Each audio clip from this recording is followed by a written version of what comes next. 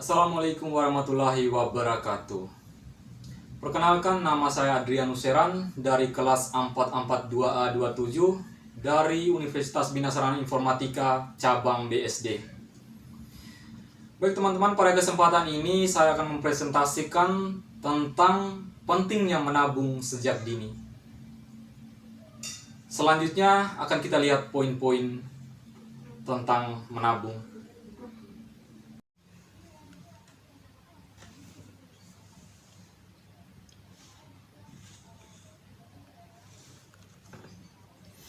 Baik teman-teman, seperti yang kita ketahui bahwa menabung itu sangat penting untuk kita. Di sini kita akan membahas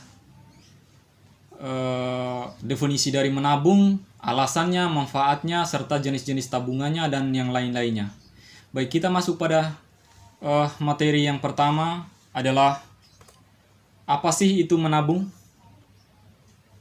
Semua orang pasti tahu menabung itu sangat penting. Tetapi banyak dari mereka, banyak dari kita tidak bisa menabung. Kenapa tidak bisa? Karena faktor mereka tidak memiliki apa yang harus mereka tabung. Baik, menabung berarti menyisihkan sebagian uang yang kita miliki untuk disimpan. Bukan uang orang lain ya, uang kita ya. Baik, sekarang kita masuk pada poin berikutnya, yaitu di mana tempat kita bisa menabung. Di sini saya membagi dalam 3 tempat. Yang pertama bisa di rumah, kemudian kita bisa menabung dengan cara investasi, dan yang ketiga kita menabung dengan cara menyimpan di bank. Di rumah, kita menabung dengan cara di rumah, berarti kita menabung di tempat tinggal kita. Di mana saja kita bisa menabung? Di celengan bisa, atau mungkin di brankas bisa kalau kita memiliki brankas. Dan menabung di rumah itu memiliki keunggulan. Karena ketika kita dalam keadaan darurat, kita bisa langsung mengambil uang itu dengan mudah untuk menggunakannya. Kemudian yang kedua, investasi. Investasi di sini kita bisa menginvestasikan pada emas atau properti, atau kalau orang yang memiliki banyak uang bisa menginvestasinya dalam jual beli saham. Dengan investasi di emas misalnya, saat harga emas rendah kita bisa membeli emas itu, kemudian kita menyimpannya. Lalu kemudian pada saat harga emas melonjak tinggi, kita bisa menjualnya, kemudian kita bisa mendapatkan keuntungan yang lebih banyak dari itu. Yang ketiga, di bank. Banyak orang berpikiran bahwa menabung di bank itu akan menghasilkan banyak uang. Memang benar. Karena semakin banyak kita menabung di bank, bunga bank yang kita miliki pun semakin besar. Jadi pada saat kita ingin mengambil kembali saldo dari rekening kita, tentu pastinya uang yang kita miliki dari saldo tabungan itu akan banyak karena semakin bertambah dari jumlah bunga banknya. Kemudian kita masuk pada materi berikutnya, yaitu alasan-alasan kenapa kita harus menabung. Di sini ada 5 alasan kenapa kita harus menabung. Yang pertama, orang menabung untuk kondisi darurat. Seperti yang saya sebutkan tadi bahwa menabung di rumah. Iya, karena dalam keadaan darurat, jika kita tidak memiliki tabungan, kita akan kewalahan. Jadi ketika kita menabung, pada saat kondisi darurat seperti kita sakit tiba-tiba, atau kita mengalami kecelakaan tiba-tiba, kita sudah memiliki tabungan. Jadi kita bisa gampang untuk mengambil tabungan itu dan mempergunakannya. Yang kedua, menabung untuk liburan. Biasanya orang-orang yang menabung untuk liburan ini kalau menurut saya mereka-mereka yang bekerja sepanjang waktu tanpa berlibur, tanpa menikmati liburan. Sehingga dengan cara mereka menabung, suatu saat nanti ketika mereka mendapat waktu liburan yang panjang, mereka bisa mempergunakan uang itu untuk melakukan liburan itu, entah sendiri atau dengan keluarga. Itulah menabung untuk liburan. Yang ketiga, menabung untuk masa depan. Semua orang pasti memiliki masa depan, mempunyai impian. Misalnya menabung untuk membeli mobil, membeli rumah ketika dia menikah, atau melanjutkan studi. Itulah pentingnya menabung untuk masa depan. Yang keempat, menabung untuk menghasilkan uang yang lebih banyak. Seperti yang tadi sudah saya sebutkan, bahwa menabung di bank akan menghasilkan uang yang lebih banyak. Kenapa? Karena semakin hari, semakin kita menabung, semakin lama kita menabung, uang yang kita tabung akan semakin banyak. Dan yang pasti bunganya pun akan semakin bertambah.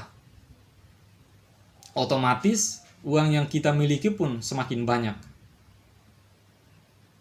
Kemudian yang kelima, menabung agar tidak stres di kemudian hari.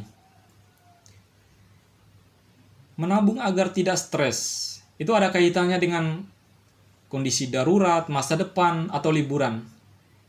Jika kita tidak menabung di kemudian hari, kita menginginkan liburan lalu kita tidak ada tabungan, kita tidak ada uang, atau kemudian kita mau melanjutkan studi lalu kita tidak ada tabungan, akan membuat kita kewalahan, membuat kita stres. Baik teman-teman, kita lanjut pada materi berikutnya adalah manfaat menabung. Apa sih manfaat dari menabung itu? Di sini saya membagikan dalam 3 poin. Yang pertama, mengajarkan hidup lebih hemat dan tidak boros. Memang iya. Jika kita menabung, kita tidak akan hidup boros. Kenapa? Karena dengan menabung, seharusnya uang yang kita habiskan tadinya bisa kita tabung. Jadi kita bisa hidup lebih hemat. Dengan menabung, kita bisa berpikir bahwa hidup hemat itu penting. Kita tidak akan boros karena uang yang akan kita pakai pun itu sudah berada di dalam tabungan kita. Yang kedua, belajar untuk menjadi pribadi yang mandiri. Dengan menabung, kita bisa menjadi pribadi yang mandiri. Menabung untuk masa depan kita sendiri, kita tidak mengharapkan orang lain untuk bisa mensupport kita dalam bentuk keuangan, karena kita memiliki tabungan. Jadi kita bisa mandiri dalam hal itu. Kemudian yang ketiga, untuk keperluan mendesak. Untuk keperluan mendesak ini ada kaitannya dengan yang tadi kita bahas pada alasan-alasan mengapa orang harus menabung dalam keadaan darurat. Ini ada kaitan dengan manfaat menabung untuk keperluan mendesak. Karena ketika kita dalam keperluan mendesak, kita tidak punya tabungan, kita akan kewalahan. Kita akan simpang siur untuk mencari uang untuk kebutuhan kita yang mendesak itu. Kemudian yang poin berikutnya, kita masuk pada jenis-jenis tabungan. Di sini, di Indonesia, di negara kita, ada 4 jenis tabungan menurut Undang-Undang Nomor 10 Tahun 1998 tentang perbankan. Yang pertama itu tabungan konvensional. Tabungan konvensional itu adalah jenis tabungan yang dimana dananya bisa diambil kapan saja. Kenapa? Karena tabungan itu tidak ada jangka waktu untuk pengambilannya. Seperti kita menabung, kemudian kita diberikan kartu ATM. Jadi pada waktu kapan saja pun kita bisa mengambilnya. Itu adalah tabungan konvensional. Kemudian yang kedua, tabungan investasi. Tabungan investasi ini dibagi dalam dua. Yang pertama, tabungan rencana. Tabungan rencana ini mirip dengan deposit. Saldo dari tabungan ini bisa ditarik dalam jangka waktu tertentu.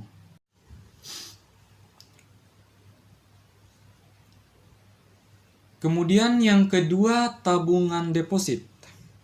Tabungan deposit ini memiliki bunga yang cukup besar, sehingga kita bisa memilih jangka waktu penarikannya. Kebanyakan orang menggunakan tabungan deposit karena mereka menganggap bahwa semakin banyak, semakin besar dana atau uang yang mereka tabung, mereka semakin memiliki uang yang banyak dari tabungan itu karena dari bunga bank yang mereka dapatkan yang begitu besar karena tabungan mereka yang besar. Yang ketiga, tabungan haji. Tabungan ini direkomendasikan kepada mereka yang memiliki rencana untuk melaksanakan ibadah haji. Jadi dari beberapa waktu sebelumnya mereka sudah memiliki rencana untuk menabung, sehingga ketika pada saat mereka berencana untuk melakukan ibadah haji, ketika tabungan mereka sudah cukup, mereka bisa mempergunakannya sesuai dengan anjuran pemerintah. Dan yang keempat, tabungan giro. Tabungan giro ini biasanya digunakan oleh perusahaan-perusahaan sebagai alat transaksi. Biasanya digunakan sebagai alat transaksi bisnis ketika ada kesepakatan di antara dua perusahaan yang melakukan transaksi jual beli. Mereka bisa mempergunakan tabungan giro untuk melaksanakan transaksi keuangan mereka dalam hal jual beli.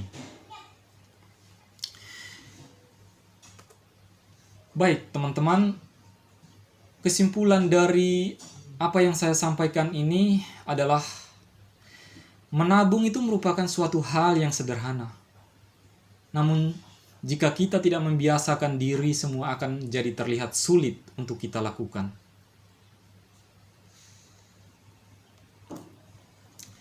Di sini saya mengutip sebuah kata motivasi dari motivator ternama, yaitu Warren Buffett, yang mengatakan bahwa jangan menabung apa yang tersisa, tapi habiskan apa yang tersisa setelah menabungnya.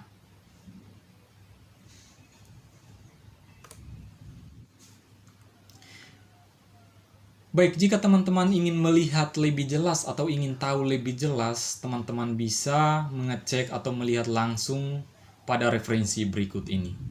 Terima kasih. Baik teman-teman, hanya ini saja yang bisa saya sampaikan dalam presentasi ini. Jika ada kekurangan dan salah-salah kata, mohon untuk dimaklumi. Dan semoga apa yang saya sampaikan bisa bermanfaat untuk kita semua. Wassalamualaikum warahmatullahi wabarakatuh.